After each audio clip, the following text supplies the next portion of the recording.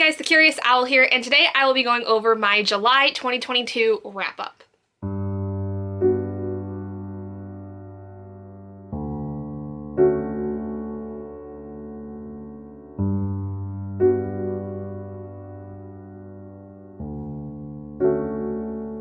So I think that July has probably been my most successful month in the course of this current year. I don't know for certain, but I've read a ton of books. That is one thing I can say.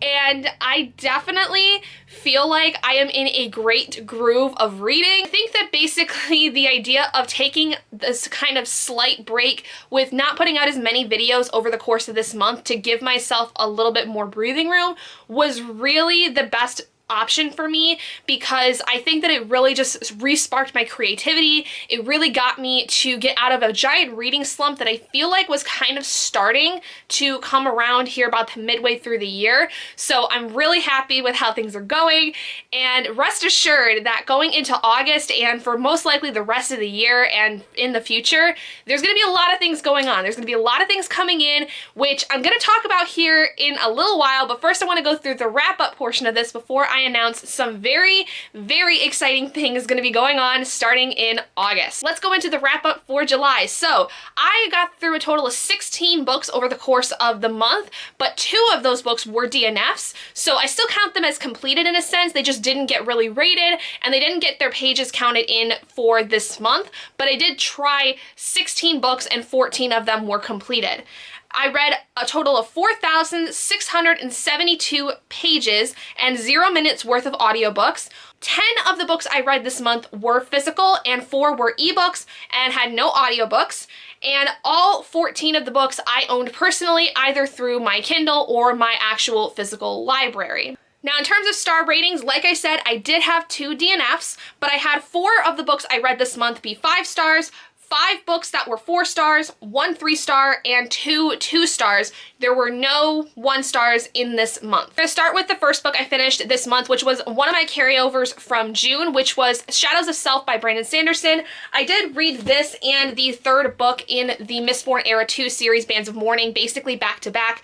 Shadows of Self was a 4 out of 5 stars for me. This was my favorite of the Mistborn Era 2 books, but I will say that this was definitely still really slow. I did basically come to an agreement with most of the people that we did the Brandon Sanderson read along with for this past month that Mistborn Era 2 was not our favorite series so far because of the fact that it didn't have the same feel that Mistborn Era 1 did, but I will say that the mystery surrounding around what happens in this book in particular was much more interesting. I did feel like I connected much more with the characters in this book than I did with either the Alloy of Law or Bands of Mourning, which Bands of Mourning then was the 2nd book I completed this month, and unfortunately I did give this one a 2-star because of the fact that this one just really didn't feel like that it was that interesting. There were some character developments in this that I did really appreciate, one in which being the fiance of the main character, Wax,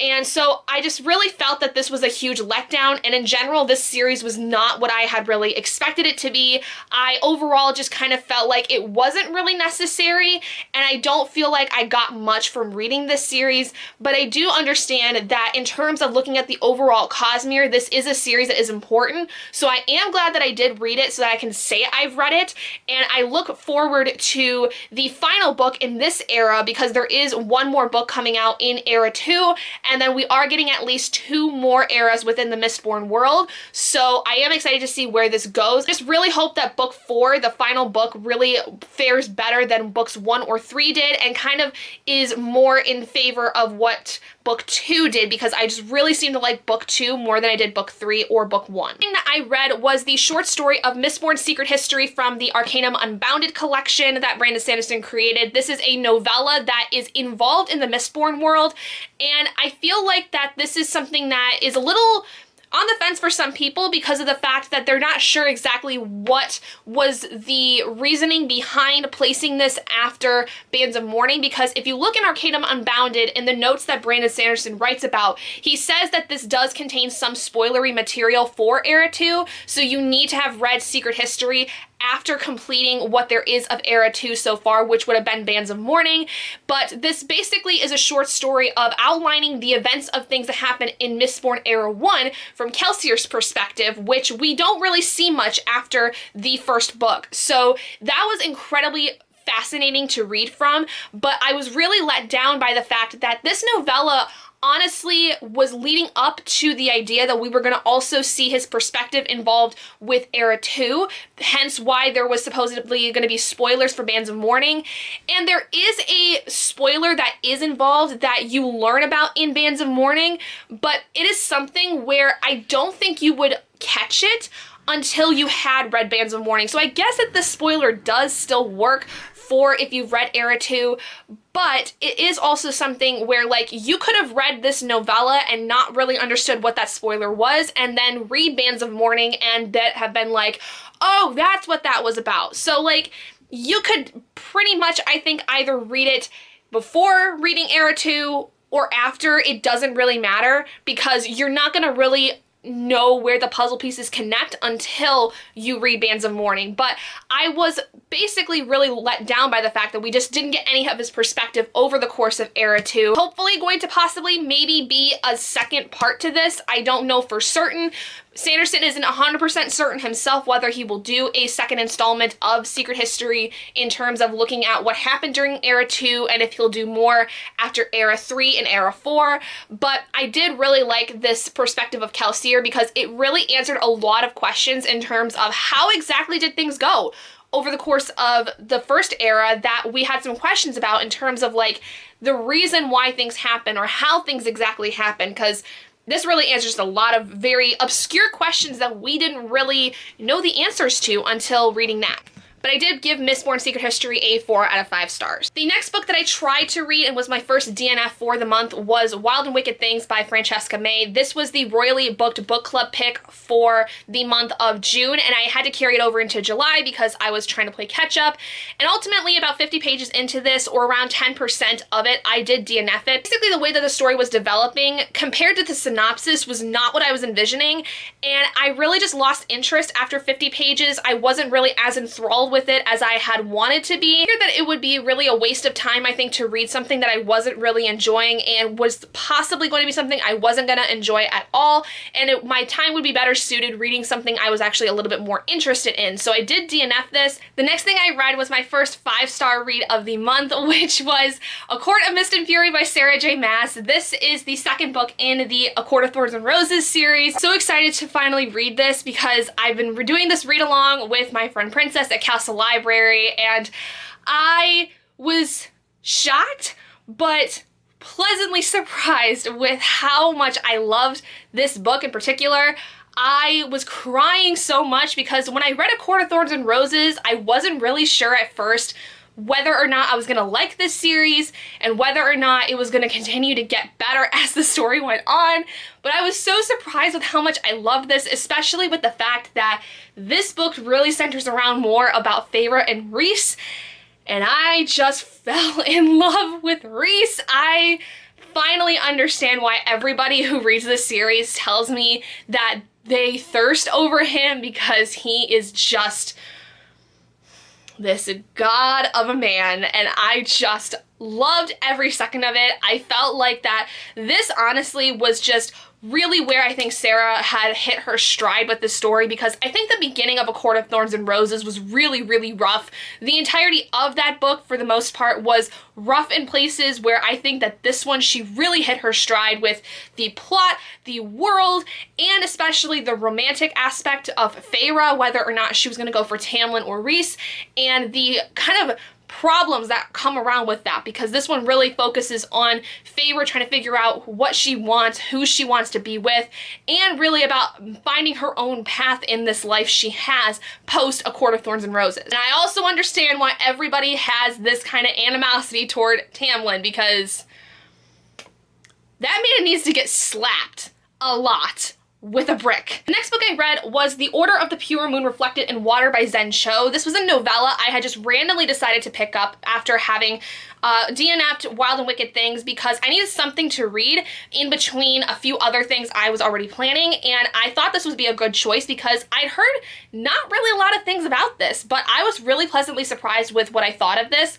I did give it a 4 out of 5 stars, and this basically follows the story of two people, one who is a former monk that had been released recently from being in isolation, and she joins up with a group of bandits, and they are after basically this prized possession of this goddess of this world in order to try and save their world in the midst of this political upbringing that is basically taking over this entire world. This is very much inspired by, I believe, Chinese myth and Chinese folklore, things of that nature, but I was really interested to see that this felt like it needed to be a bigger story. I was really interested in this plot so much that I was kind of sad that it wasn't a bigger book. I really would have liked to have seen these characters specifically grow more into their own. There is a character in here who I believe would be considered a trans character that it's not necessarily like a huge surprise that they are trans. It's kind of one of those things where like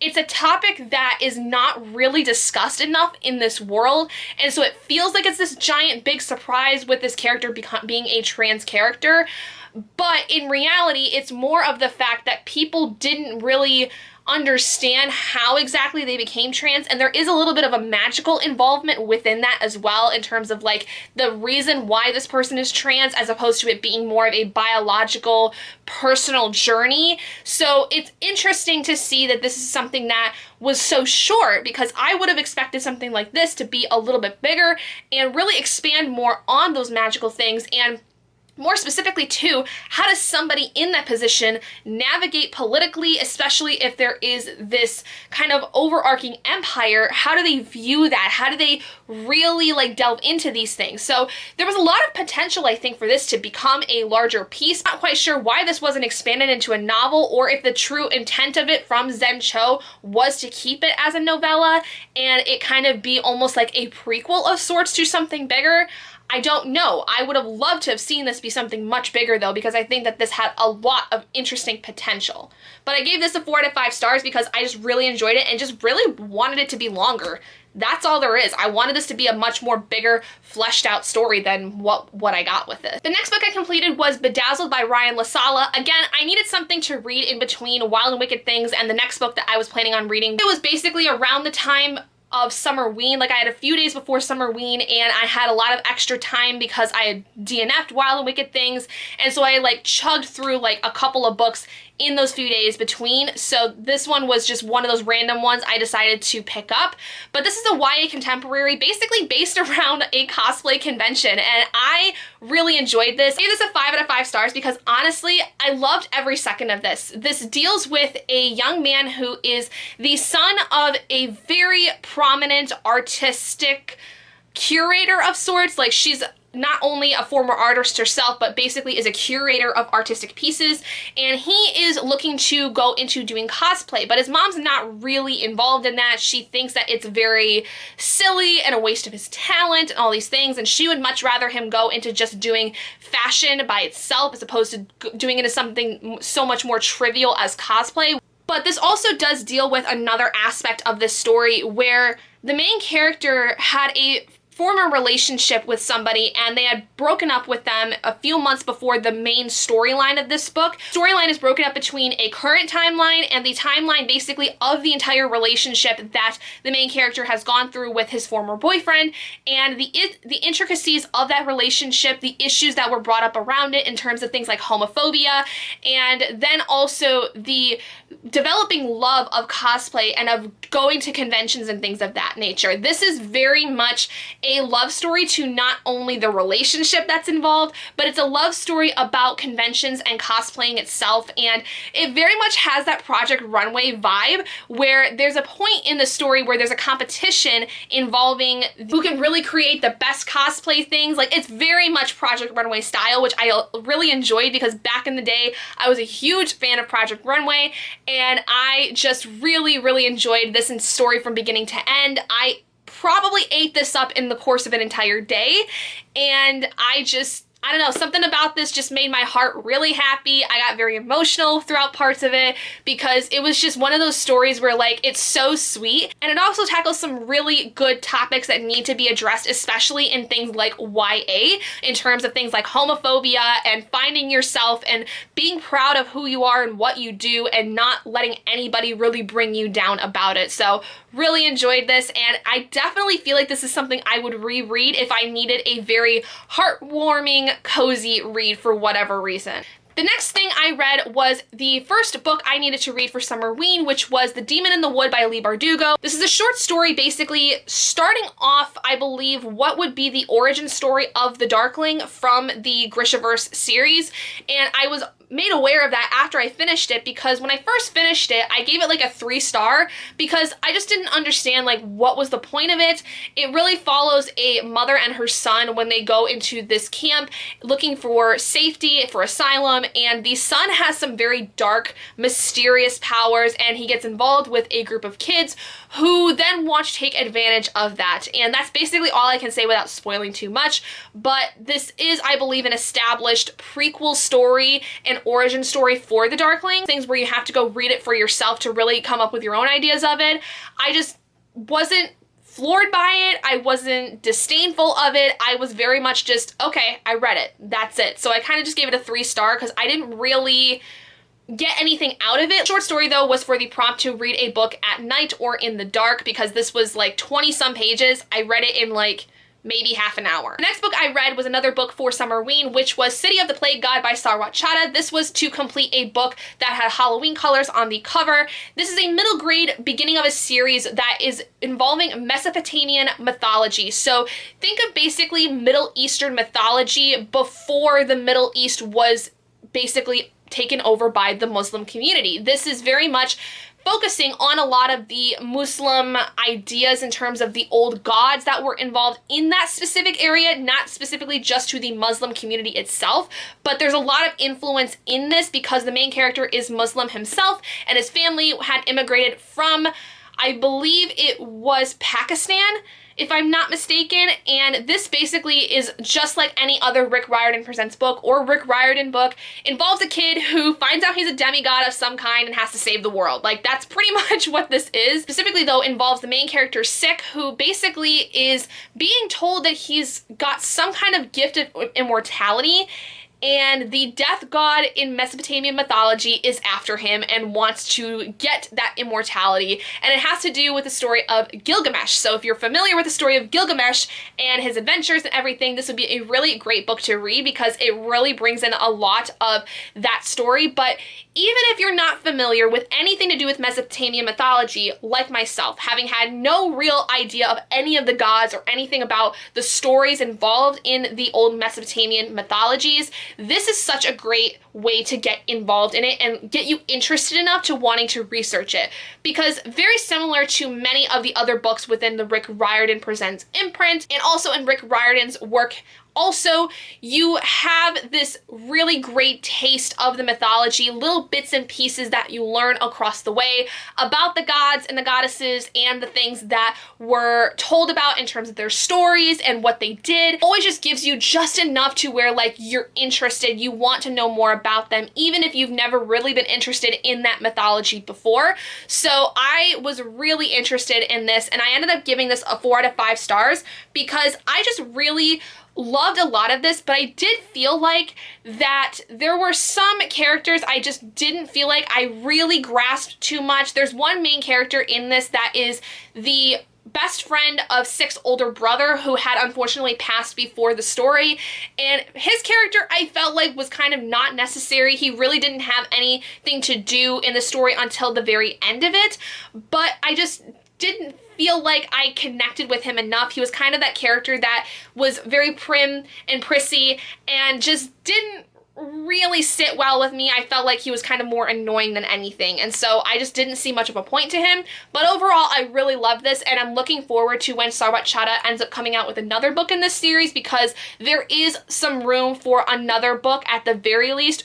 Whether or not past a second book, I don't know, but I would be interested to see a second book come out with the inklings of possible plot that we got toward the end of this one. The next book that I read for Summerween specifically was Clown in a Cornfield by Adam Caesar. This is a YA slasher book, and I'm gonna place some very heavy trigger warnings for the fact that it's a slasher, like there's a lot of death. This basically, if you've ever seen footage from school shootings, if you've been in a school shooting at all, this is kind of the same feeling. That was very traumatizing, I think, for me. Like, I remember having to put the book down a couple of times because of the fact that I was getting so upset with the pure image of seeing these characters in my head being killed left, right, and center, because this is a story that deals with the killing of several high school students in this small town and them trying to figure out who is behind all of it, because all they know is that the people that are involved in it are wearing clown masks. And there is this whole thing about this town that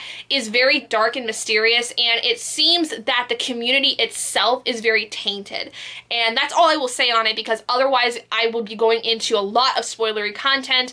But we basically have a couple different perspectives that play on in this story over the course of time. The main one, though, being this girl who moves to this town after having unfortunately lost her mother due to suicide. So there is a suicide trigger warning, I will say right up front. It is mentioned very early on in the book that her mother had committed suicide, so just be aware of that going in. Character Quinn and her dad basically moved to this small town in order to get a fresh start, and they come in during a time where there's this big festival going on in town. It's kind of like a town anniversary festival, if you will. And so during this, unfortunately, there are a ton of killings that take place that we really are trying to figure out what's going on, and all of the kids are trying to survive the night, including Quinn. And so, again, very, very triggering, I think, for people who have been in situations that are similar to this. So I would be very careful if you've been in those situations about reading this, because I think that it would probably put a lot of people on edge.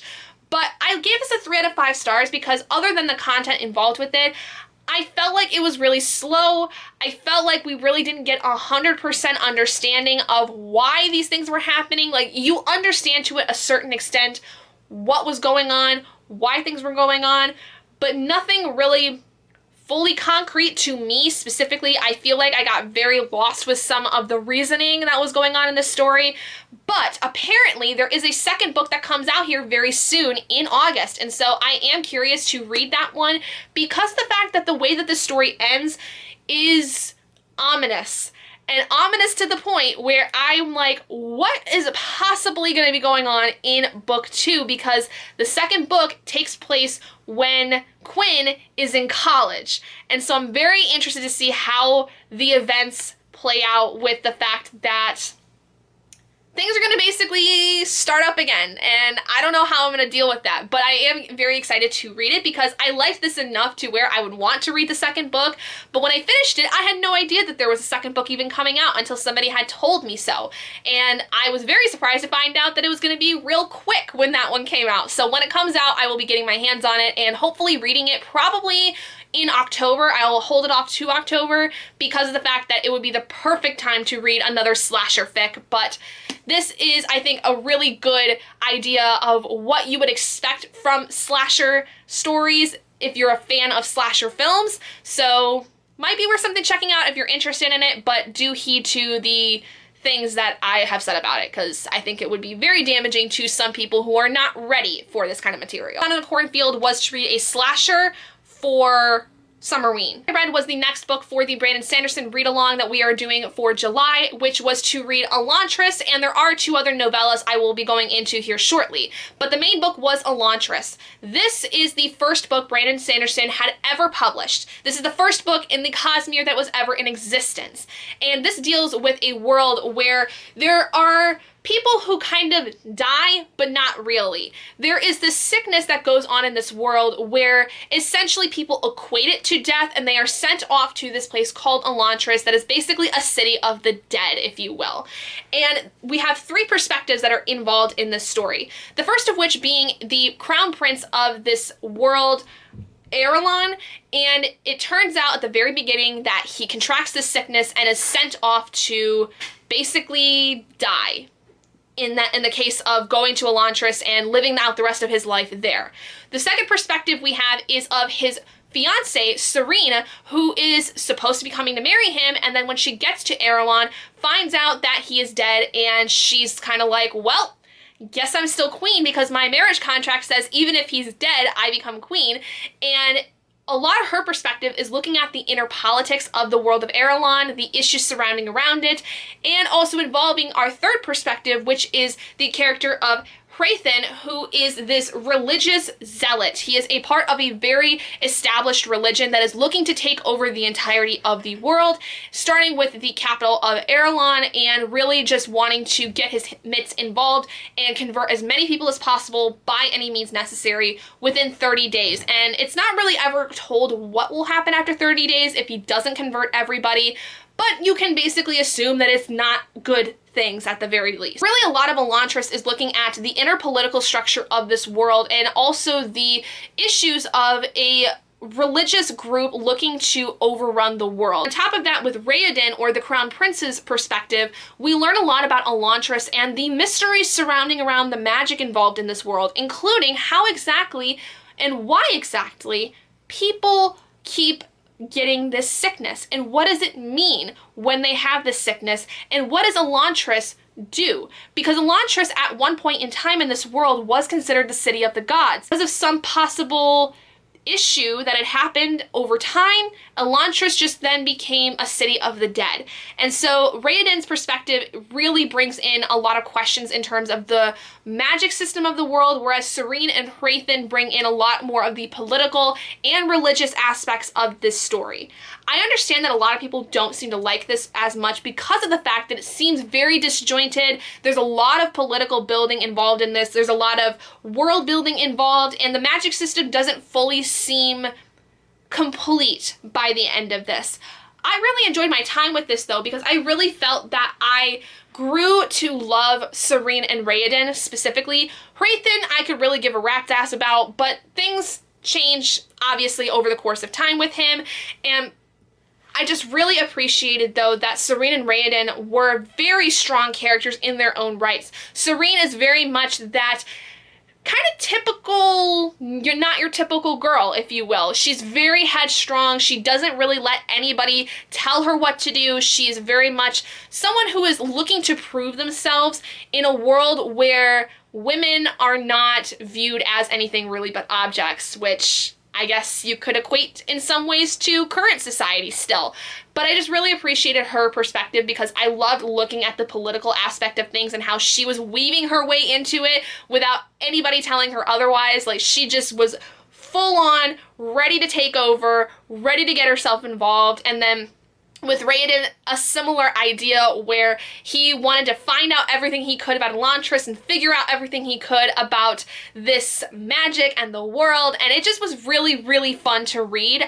I enjoyed this, I think, a lot more than most people. I will say that I wish that there was a little bit more quick-paced things going on. There were a lot of points that I do feel like were really, really slow, and were points where I could definitely see people DNFing this book, and I would understand if you did. I understand why there's so many people who don't like this. Something that I think Bree from Bree Cherie Reads had said, who is one of the hosts of the Brandon Sanderson read-along, she said in her 24-hour readathon vlog when she was reading Elantris that this seems to have very much Lord Ruler vibes, possibly even like a prequel story of sorts to the Mistborn world. I could see where there are definitely some similarities. I am curious to see whether or not, though, especially if we get a second book involved in this world, which I think is a possibility, but not 100% a guarantee, that we could see more involved in this world that could then tie itself to Mistborn, because this is part of the Cosmere. Everything seems to come about together in some way, so I would not be surprised if Elantris has many ties to Mistborn. I'm very happy I did read this, and I'm very much impressed by the fact that I enjoyed this as much as I did, because I didn't know if I was going to. Finally, the last book I ended up reading for Summerween, because Elantris was kind of something I was reading in between all my other books, was The Haunting of Hill House by Shirley Jackson. I gave this 2 stars. I don't really know what happened in this book. I don't think there was ever a point to writing this book because nothing happened. this was more annoying than anything. I feel like I really wasted my time with this. And I don't understand why everybody says this is like the perfect haunted house story, because there wasn't anything scary going on. There's a bunch of random people that decide to stay in a haunted house, supposedly haunted house, and nothing happens. Why? Why is this something that everybody thinks is the greatest thing since sliced bread? It's not. It's boring. It's annoying. Pick something else. This, though, was to complete a book with haunt in the title, and again, why? Okay, so I had to change out my battery there, so I apologize if the angle is slightly different. But moving on, I did read then the 2 novellas I needed to read also for the Brandon Sanderson read-along, which were both in the Arcanum Unbounded collection. The first of which being The Emperor's Soul, which I gave a 4 out of 5 stars to. This has a lot of very, I'm gonna say Asian influence, I think, because I do believe that this was supposed to be in an Asian-esque kind of part of the world of Elantris. We basically follow this character who is imprisoned because of the fact that she is what's basically a forger. I believe they call her a forger, and she is able to, instead of just forging specifically types of art and types of furniture, she also can do essentially like forging of people's minds and bodies. She can kind of recreate a dead person into a living one with the same memories, same mannerisms, same very much everything, like almost personality to an extent. Like, it's not a perfect science apparently in this world, but it is something that is very easy for her in some ways to do, and some pieces are a lot harder. And basically she is tasked with forging a new emperor because the emperor has died. He had lost his wife when they were attacked, and he was very mortally wounded. The group of advisors and people that worked under him, in order to try to stave off a political uprising, want our main character to recreate essentially their emperor so that he can basically continue to rule, and hopefully then also rule under their influence, because in his creation they can also do certain things to influence the forged copy's mind and personality to better fit what the advisors kind of want going on in this world. So there's some like political scheming going on within all of this, and so the whole story is following the main character over the course of, I think it's like 100 days she has left before her deadline, and she trying to recreate this emperor who she's never met, she's never been involved with, and having to basically learn about his entire life and his personality in the course of it. And I really enjoyed this. I actually feel like this would be so interesting to look more into, again, as a longer piece, but I don't really understand what the connection is to Elantris. I don't understand where this is supposed to basically fall in line with Elantris. The closest thing we understand is that it's part of the same system or same world that happens in Elantris, but we don't really know where the ties are, and I really had wanted to see that in this, and it is entirely possible I completely missed it. I will be probably talking about that when it comes to the live show that'll be happening on August 6th for Elantris, The Emperor's Soul, and the other story that I will be talking about here shortly. But I don't know, something about this was not lining up the way I had wanted it to, but I still really enjoyed it, and so I did end up giving it a 4 out of 5 stars. And then the second short story I had to read, also from Arcanum Unbounded, was called The Hope of Elantris. This is basically like, I believe, a secondary, like, kind of where are they now kind of story in terms of Elantris, because this does deal with things that happen after the events of Elantris, and we follow a character who basically is like a huge savior in the history of Elantris, because there's some really devastating things that happen.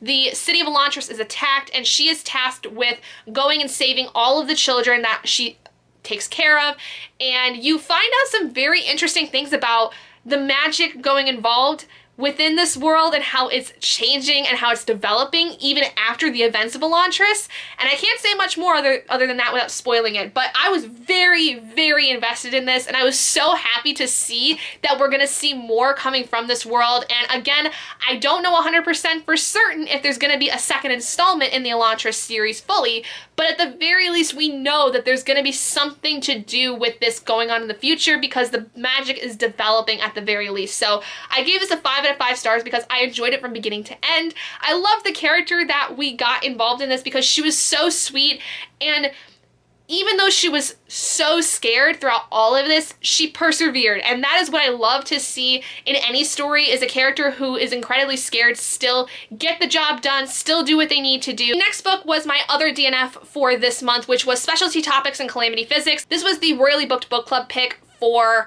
July. And apparently not many people have enjoyed this with the book club. It is a Marisha Pessl book, and I believe it's supposed to basically tell the story of a character whose friend committed suicide, and you're learning about her relationship with her father and how all of that ties into what ultimately led up to her friend's death. I don't freaking know. Like, this book was so weird and bizarre, and the way that the father was described was almost pedophilic, it felt in some ways, and I was uncomfortable with how weird this book was turning out to be. Something about it made me really not okay, and so I just ended up stopping about 10% of the way in because I was not comfortable. And the final book that I actually just completed this morning, the day I'm filming this, was my last read for the month and also my last 5-star for the month, and that is A Court of Wings and Ruin by Sarah J. Maas. Oh my god, this I think has beat out A Court of Mist and Fury just barely, but I love this book so much. I love this book so much. I love this book so much. It was so good. It was just heartbreaking at times, and it was so amazing. I feel like I have grown to love Feyre so much as a character. I honestly understand now why I didn't care for the story as much at the beginning, but I'm so glad I've stuck with it because I get and I understand now why everybody loves this series, why they love this relationship between Feyre and Rhysand so much. Like, everything I said about A Court of Mist and Fury, I felt tenfold with A Court of Wings and Ruin, and there's so much that is more so developed with characters like Nesta and Elaine, Feyre's sisters, that I was so excited to read about. I was so impressed with how fleshed out they started to become in this story, and I'm very excited to when I can read A Court of Silver Flames because of the fact that I know that that book is dedicated specifically to Nesta's perspective. And I don't necessarily condone any of the actions that she did beforehand, but in the course of this book, I started to really appreciate how far she had come, because she was still a bit of a jerk in this book. Do not get me wrong. She still was really unnecessarily mean and vile to Feyre. But I do think that by the end of this, she started to really turn around, and I appreciated the fact that it wasn't a very quick thing. It was something that was definitely in the process by the end of this book, and it was definitely going to take time, but to start seeing that seed be sown of Nesta really changing was incredible. And I'm just so excited to read A Court of Silver Flames because I have heard people say that in terms of really learning about Nesta, it really changes your perspective on her a lot. So I think I'm going to really enjoy it. And my sister is just getting started on this one because my sister and I have been not really buddy reading, but we've been reading this series around the same time, and she is so excited because she just recently finished A Court of Mist and Fury and loved it as much as I did. So I'm very excited to see what her thoughts on this are because I cried so much by the end of this. I was breaking down and sobbing. Oh my god, I'm so impressed with what she's done with this series, and I'm actually very invested now to where when this is done, I think I am immediately picking up at least Throne of Glass, if not House of Earth and Blood, because I have both House of Earth and Blood and House of Sky and Breath right back here behind me. I know Sky and Breath is not really a favorite. It's kind of a big disappointment for a lot of people, but I've heard that Earth and Blood is like chef's kiss, amazing. Throne of Glass, even better. So I don't know which one I should start with first. Let me know what you guys think down in the comments below, whether or not you think I should start with Throne of Glass next or House of Earth and Blood when I ultimately finish what there is currently of A Court of Thorns and Roses. But with that being said, those are all of the books I ended up reading in the course of July. I'm so impressed again with what I did this month. I think this was one of my best reading months of the year, and I'm very excited for what's to come next. But I have kept you all in suspense long enough. So here is what to expect here in the next month, really, because a lot of stuff is going to be happening in the next month. First of all, I will be putting out way more content here. I am on a mission to really get my channel up off the ground, and I am committed to becoming a full-time content creator when I have the ability to do so, when I have reached, you know, the monetization stage there is of YouTube. I still will be working my full-time job, do not get me wrong, because there is no way, even just getting started with monetization, I will be able to completely quit my job. But I am dedicated to becoming a full-time content creator. I have so many ideas coming up. I have content planned out for the entire rest of the year, you guys. I have so much planned. I have so many new series I am excited to read, and I think that this past month really invigorated me to really going after what I want, because I love making these videos. It has been a hobby for the last 6.5 years, but I am dedicated to really getting this off the ground because this is what I love to do. If I could do nothing else for the rest of my life except making videos and never have to work for anybody else ever again, this is what I would want to do. And it brings me so much joy to make these videos and take the time to edit them and be able to be in the bookish community that I've been a part of. So I hope you guys are excited. There's so much that I'm planning on coming out with, one of which being my own podcast. I have been debating doing a podcast for a good few years now, but I was so uncomfortable doing it for so long because I didn't know if I had anything new to bring to the table in terms of creating a podcast. But my husband really, honestly, the last month has been encouraging me to step outside my comfort zone and really push for what I want, which is to become a content creator.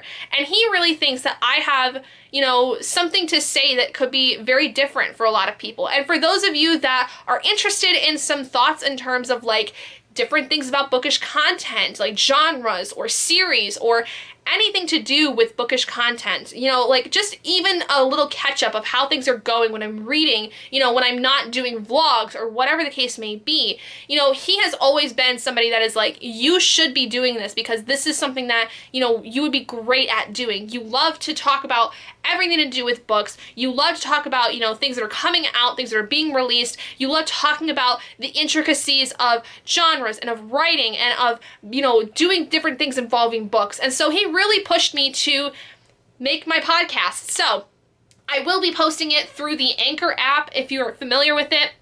It is typically an app that many people starting off their podcasts use to connect to things like Spotify and other, you know, avenues of obtaining podcasts. So I will be posting my first episode of Owl's Book Nest on Wednesday, August 3rd. So mark it down.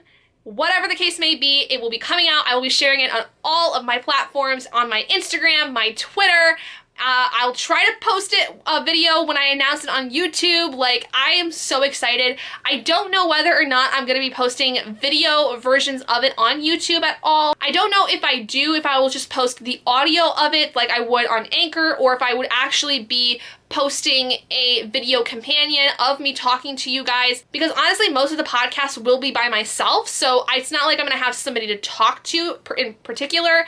But if I do have special guests, I do think I will be posting video versions on my YouTube. But at the very least, I will announce when the first podcast does go out on August 3rd so that you guys can go follow it if you're interested.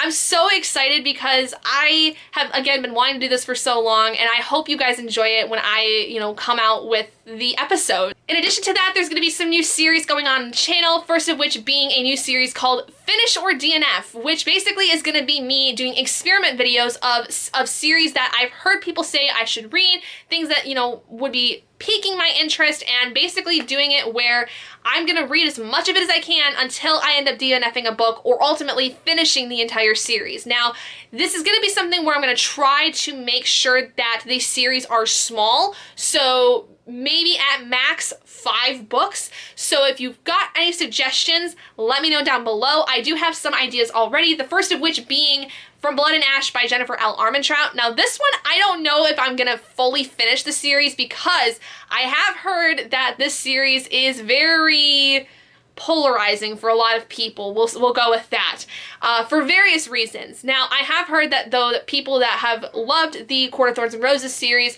have really enjoyed this, so I don't know, because of the fact that this series deals with a very toxic couple, from what I understand, if I'm going to enjoy it.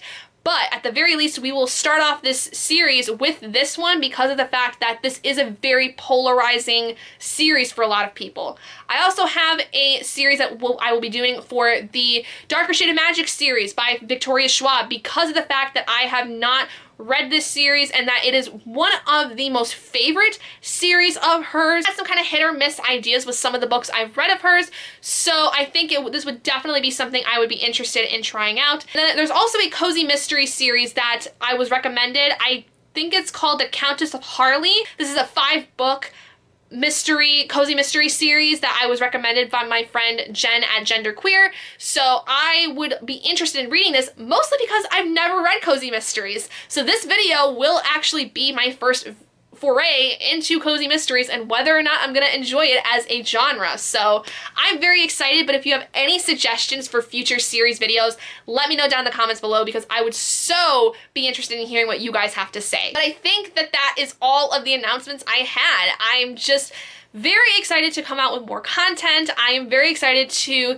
get myself really with the ball rolling. I basically will be doing a lot of bulk filming over the course of time for videos, so other than when I do vlogs and stuff, sit down videos like this will be bulk filmed over the course of my days on Saturdays, and then Sundays I will be dedicated to editing videos, editing pictures for my Instagram, because, oh, that's the other thing, I'll be posting more on Instagram and on my TikTok, so if you don't follow those, definitely go check them out. My TikTok will be my first real foray into making bookish content on TikTok, which is gonna be, it's gonna be a time, trust me, so bear with me while I figure things out with that.